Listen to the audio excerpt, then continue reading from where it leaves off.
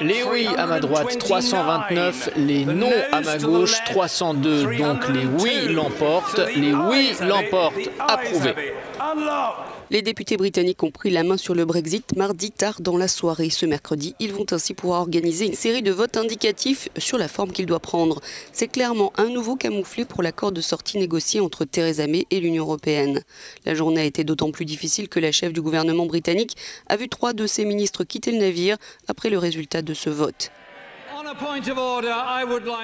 Je dois féliciter la Chambre des communes pour avoir pris le contrôle. L'approche du gouvernement a été un échec cuisant et cette Chambre doit maintenant trouver une solution.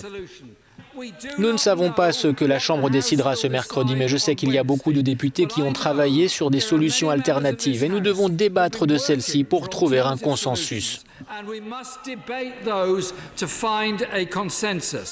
Les députés britanniques doivent donc se prononcer par des votes indicatifs sur le maintien dans le marché unique, l'organisation d'un nouveau référendum, l'annulation de la sortie de l'Union européenne. De nombreux scénarios seront présentés et vont compliquer un peu plus les choses. Mais le but de tout ceci est de voir si une majorité émerge pour un scénario plus que pour un autre. Devant le Parlement, Theresa May n'avait pourtant pas abandonné la partie. Elle entend toujours organiser un 3e vote sur le projet de Brexit négocié avec l'Union européenne. Je sais que l'accord que j'ai proposé est un compromis, a-t-elle dit, mais il a pour but de répondre au référendum de 2016.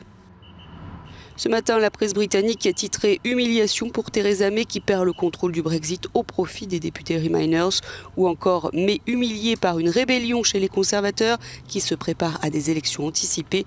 Selon un dernier sondage, 80% des Britanniques pensent que leur gouvernement gère mal le Brexit.